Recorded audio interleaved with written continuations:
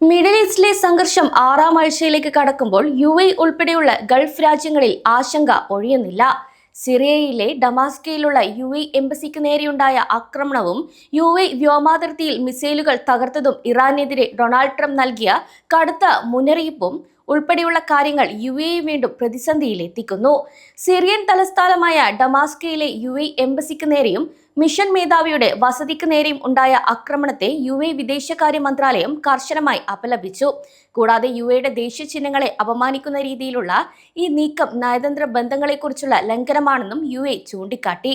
ഒരു രാജ്യത്തെ നയതന്ത്ര പ്രതിനിധികൾക്കും അവരുടെ ഓഫീസുകൾക്കും സുരക്ഷ നൽകേണ്ടത് ആ രാജ്യത്തിന്റെ ഉത്തരവാദിത്തമാണ്. എന്നാൽ ഈ സംഭവം നിസ്സാരമായി കാണില്ലെന്നും കൃത്യമായ അന്വേഷണം നടത്തി കുറ്റക്കാരെ നിയമത്തിന് മുന്നിൽ കൊണ്ടുവരുമെന്നും ശക്തമായി ആവശ്യപ്പെട്ടു. കൂടാതെ ഇതൊരു ചെറിയ തീവ്രവാദ ഗ്രൂപ്പിന്റെ പ്രവർത്തനമാണെന്നും ഇതിന് പിന്നിലുള്ളവർക്ക് കൃത്യമായ മറുപടി നൽകുമെന്നാണ് പ്രസിഡന്റിന്റെ നയതന്ത്ര ഉപദേഷ്ടാവ് ഡോക്ടർ അൻവർ ഗർഗാഷ് പറഞ്ഞത്. അതേസമയം ഏപ്രിൽ 4-ന് യുടെ വ്യോമ പ്രതിരോധ സേന അതീവ ജാഗ്രതയിലായിരുന്നു. ശത്രു രാജ്യങ്ങൾ തൊടുത്തുവിട്ട 23 ബാലിസ്റ്റിക് മിസൈലുകളും 56 ഡ്രോണുകളും വിജയകരമായി തകർത്തു. എന്നിരുന്നാലും ഈ സംഘർഷങ്ങളിൽ ഇതുവരെ 13 പേർ മരിക്കുകയും 217 പേർക്ക് പരിക്കേൽക്കുകയും ചെയ്തതായാണ് പുറത്തുവരുന്ന റിപ്പോർട്ടുകൾ. ബഹ്റൈനിലും സമാനമായ ആക്രമണങ്ങൾ ഉണ്ടാവുകയും നിരവധി വീടുകൾക്ക് കേടുപാടുകൾ സംഭവിക്കുകയും ചെയ്തിട്ടുണ്ട്.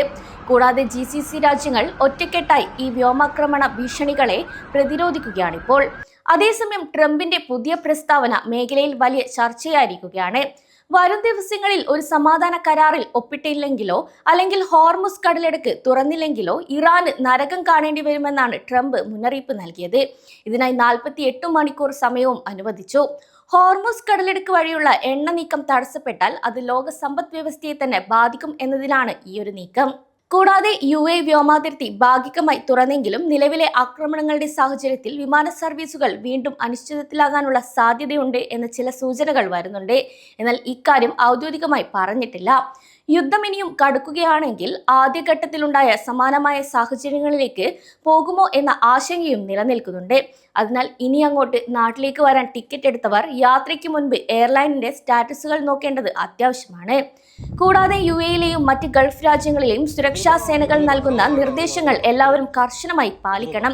കാരണം നിരവധി തവണ അറിയിപ്പുകൾ നൽകിയിട്ടും ഈ ഒരു സാഹചര്യത്തെ നിസ്സാരമായി കാണുന്നവർ ഏറെയാണ്.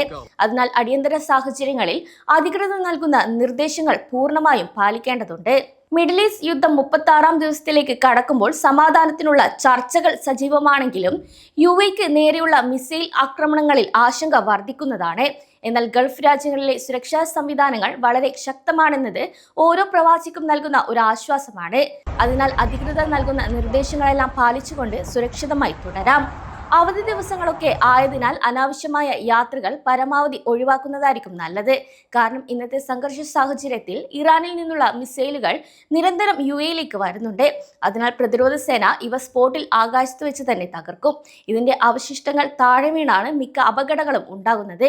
അതിനാൽ നടക്കാനിറങ്ങുന്നവർ നിലത്തെന്തെങ്കിലും അവശിഷ്ടങ്ങൾ കണ്ടാൽ അത് എടുക്കാൻ ശ്രമിക്കരുത്. ഉടൻ തന്നെ പോലീസിനെ വിളിച്ച് കാര്യങ്ങൾ അറിയിക്കേണ്ടതാണ്.